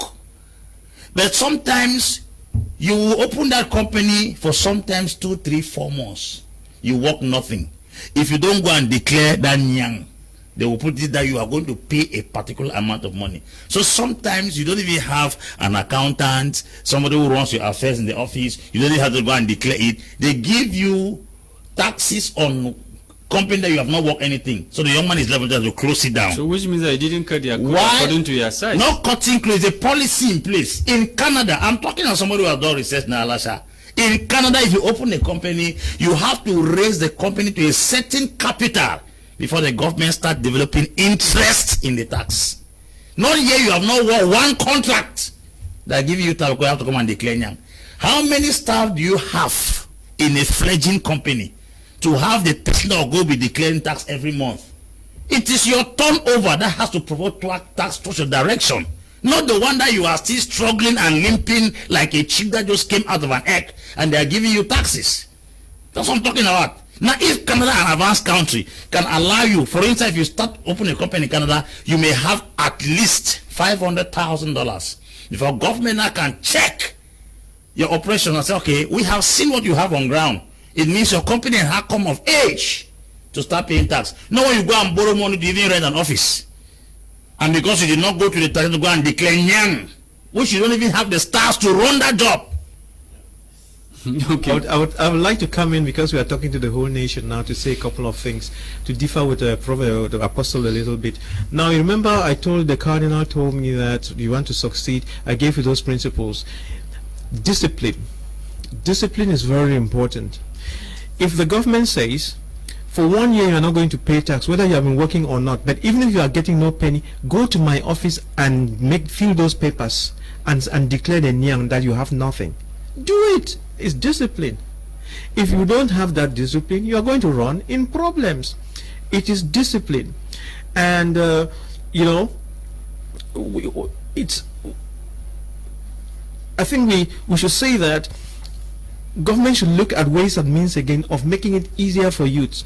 But I also was reading that government gave money even to help many youths, PRC, or they call it Padre U also. But many youths because of lack of discipline, lack of vision and carelessness, they would just craft something, and their uncles are in those offices, they take the money and disappear and go and drink with girls and boys, and then it becomes a problem. It's true that government might have its problems, but it's also true that we as adults, we as youth and so on, we are very abusive, and we don't make the best use of the opportunities that we have. And I would like to say that we have to be disciplined, and we have to have our visions very clear, and we have to be very committed to what we are doing. We are not saying that it is easy, but let us try to do our best. If you do your best and then things catch up with you on the way, no problem. You will always, somehow, if you fall, rise again. And to say that even in the best environments, 80% of new startups always die. They always die because there was some lack of managerial capacity, lack of something or lack of something. So, but the principle is still the same. If you fail, learn your lessons and know why you fail. Get up again and try again, and one day you're going to succeed big. Keep trying, keep trying, keep trying. That is the solution. Okay, keep trying, that's the solution. Let's take some few messages before we conclude the program. This one says, good evening to you in the studio. I buy the idea of Dr. Nick of the 6 principles of success. I am learning a lot. I'm Livingston in Bamenda. Please keep up educating the public. It is said fools dies many times before their actual death. That's Livingston writing from Bamenda. This other one says, greetings to you all in the studio. There is what it says there is what we call Wheeler's model of curriculum. That's modification. Let the government of Cameroon practice this in our educational system. All will be fine for the country. Tasha Raymond from Manfe, the reflection man from GBHS Ndop. Tasha Raymond is writing from Manfe. Greetings to you, Tasha Raymond. Good to know that you are watching us from Manfe in the southwest region of Cameroon. This other message, before we get your conclusive words, the message is missing. Hello, good evening. I am Lucas from Yaoundé. Please, I need Dr. AMBE's number. That man is great. I think he will help me out. We'll give you the contact at the end of the program. Apostle AMBE, Valentine, we are gradually coming to the end of the program. I would like to get your conclusive words on the Franc-Afrique Summit and this incident of that happened in Bahrain. What should we do to ensure that our youth stay back home? They should not travel and find themselves in the kind of precarious situation most of them are into right now. Yes, I didn't want to make this program a debate for me and Dr. Nick.